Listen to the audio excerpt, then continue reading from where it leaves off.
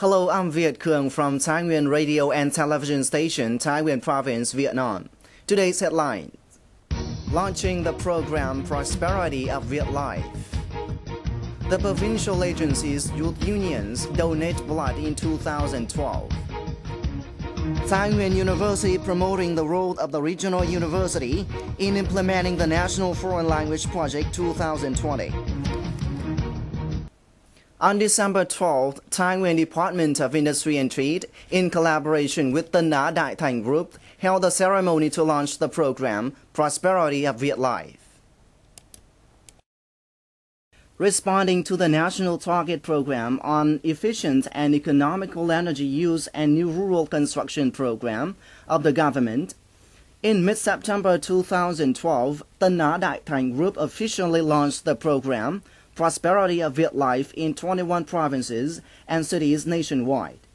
In the framework of the program Prosperity of Viet Life in Thái Nguyên province in particular, the Na Dai Thanh Group awarded many products to healthcare stations, kindergartens, cultural houses, etc. in 15 communes in Thái Nguyên province, each of which is worth 10 million Vietnam dong, including solar water heaters, the Na water tank, etc.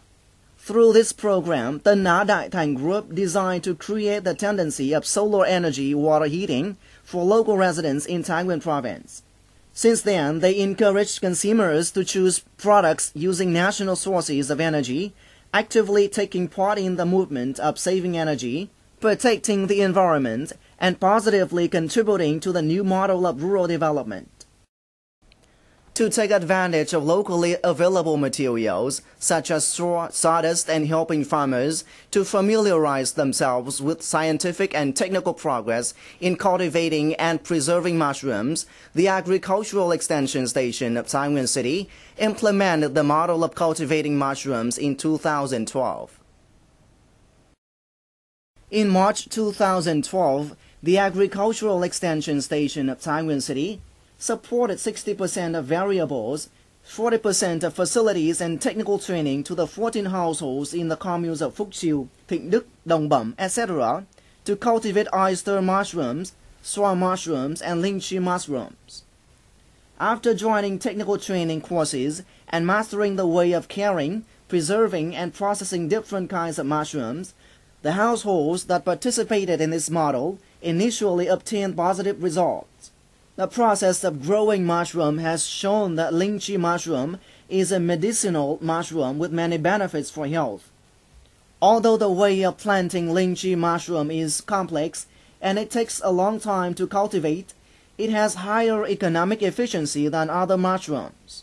Moreover, the mushroom cultivation takes advantage of human resources in the time between crops and makes use of material sources available from straw, sawdust, etc., thereby contributing to job opportunities in rural areas and increasing local people's income.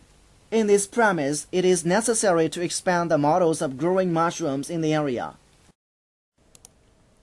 The project of teaching and learning foreign languages in the national education system in the period 2008-2020, referred to as the Foreign Language Project 2020, was approved by the Prime Minister in September 2008.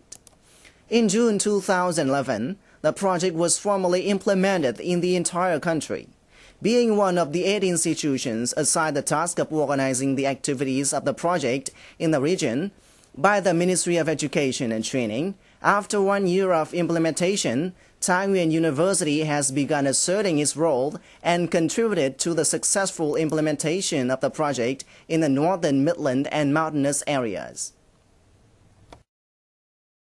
On April 17, 2012, the Center for Human Resource Development for Foreign Language Studies, Thai Nguyen University, was born with the function of intensively developing scientific researches and implementing the Project 2012, along with Hanoi University of Foreign Languages, Huế University, and Da Nang University.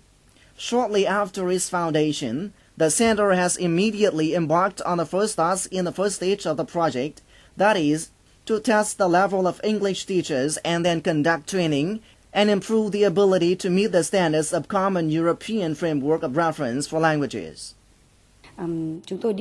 We surveyed different provinces and found out that apart from the under-standardized provinces, there are highlighted examples in Lào Cai province with teachers who meet the standard C2, that means beyond standard.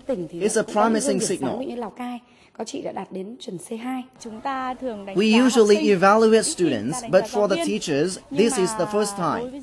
However, from my point of view, it is essential to assess foreign language teachers' qualifications so that the plan to improve the quality of foreign language teachers in particular and the quality of education in general will be realized.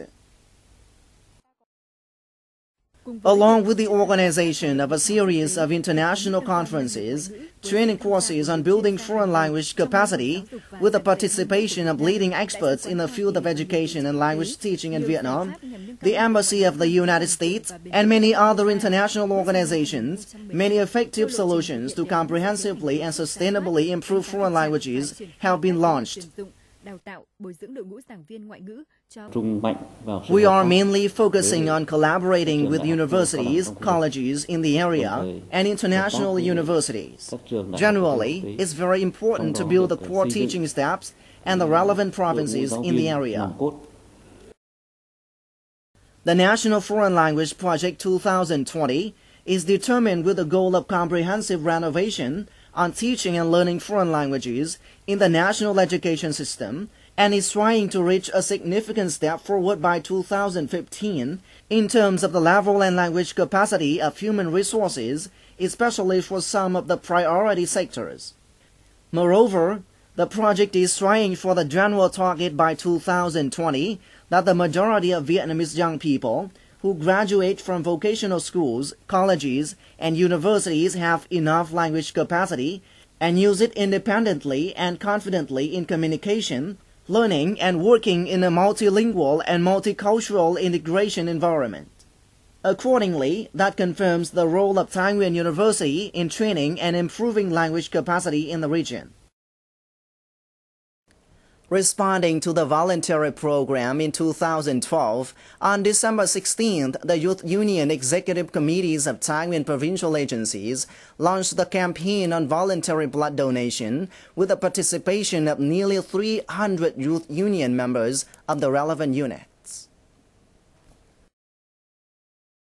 Donating blood to save lives is a noble deed, and so the movement of voluntary blood donation is implemented widely across the country, especially in the youth force.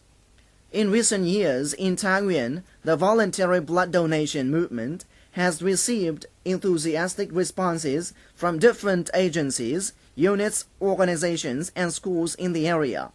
By the end of October 2012, Thái Nguyên has organized 44 programs of voluntary blood donation, with nearly 8,000 units of eligible blood, exceeding nearly 1,000 units of blood compared to the same period in 2011.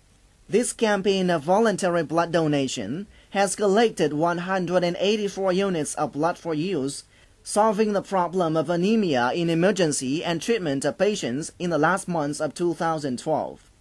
In the spirit of the slogan, "A drop of blood is a heart," voluntary blood donation activities will continue to be implemented widely in Thái Nguyên province. Recently, Thái Nguyên bus station has taken its action plan to meet the travel needs of passengers in the upcoming Lunar New Year.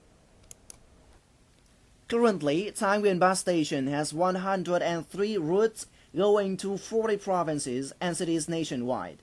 On average, there are about 4,500 to 5,000 passengers on weekdays and about 5,500 to 6,000 during weekends, with a higher number of visitors.